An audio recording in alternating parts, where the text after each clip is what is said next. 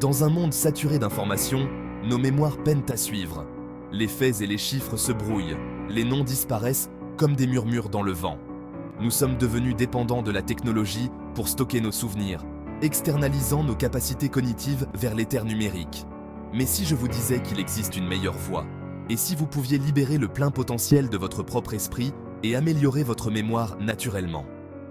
Le cerveau humain est un organe extraordinaire, capable de stocker plus d'informations que toutes les bibliothèques de la Terre réunies.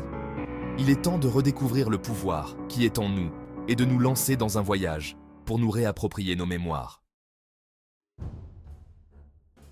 Alice, une astrophysicienne en herbe, s'est retrouvée à la croisée des chemins. Son rêve de toujours de percer les mystères du cosmos était menacé par un ennemi de plus en plus frustrant, sa propre tendance à l'oubli. Les équations autrefois gravées dans sa mémoire lui échappèrent désormais comme de la poussière d'étoiles. Les noms des corps célestes, autrefois une seconde nature, disparaissaient dans les trous noirs de son esprit. Déterminée à retrouver son acuité mentale, Alice s'est lancée dans une quête.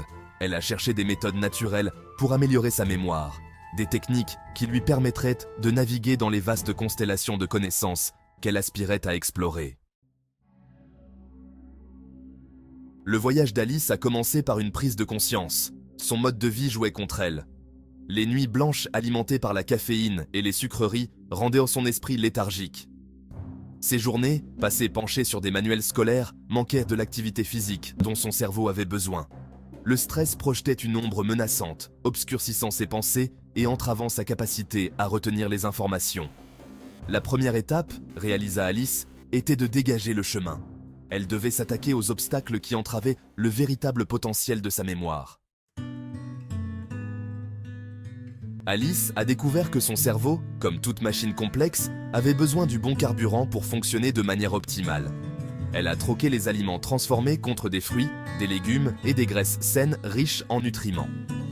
Les acides gras oméga 3, présents en abondance dans les poissons gras, sont devenus sa nouvelle arme secrète, soutenant la santé de son cerveau et améliorant ses fonctions cognitives. L'hydratation, a-t-elle appris, était tout aussi cruciale. L'eau, source de vie de notre corps, jouait un rôle essentiel dans le maintien de la conductivité électrique du cerveau, essentiel à la formation et au rappel des souvenirs. Un jour, alors qu'elle parcourait une librairie ancienne, Alice tomba sur un livre singulier intitulé « Des herbes pour un esprit vif ». Intriguée, elle se plongea dans ses pages et découvrit le pouvoir insoupçonné du romarin. Cette herbe aromatique, couramment utilisée dans la cuisine méditerranéenne, contenait des composés qui agissaient comme de puissants stimulants de la mémoire.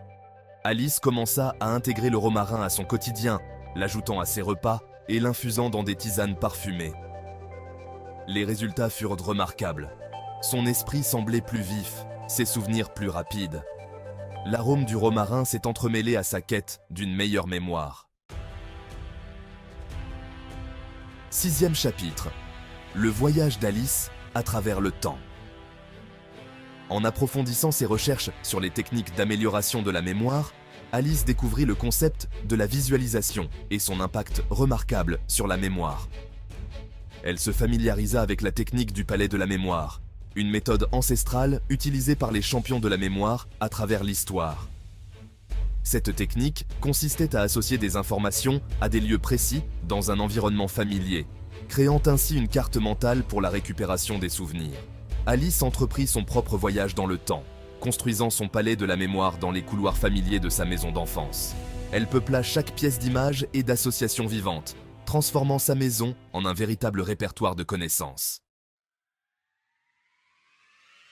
7e chapitre. Construire des palais de la mémoire. Pour le plus grand plaisir d'Alice, la technique du palais de la mémoire s'est avérée incroyablement efficace. Elle pouvait désormais se rappeler de concepts astrophysiques complexes avec aisance, son esprit naviguant sans effort dans les pièces de son palais mental. Les noms autrefois insaisissables des corps célestes brillaient désormais avec éclat dans son esprit, accessibles à tout moment. Alice réalisa que le pouvoir de la visualisation s'étendait bien au-delà de la mémorisation de données académiques. Elle pouvait l'appliquer à la vie quotidienne, l'aidant à se souvenir de ses listes de courses, de dates importantes et même des noms de nouvelles connaissances. 8e chapitre. votre aventure mémorielle vous attend.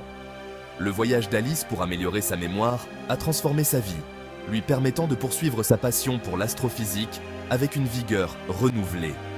Son histoire nous rappelle que nous ne sommes pas limités par les frontières que nous percevons.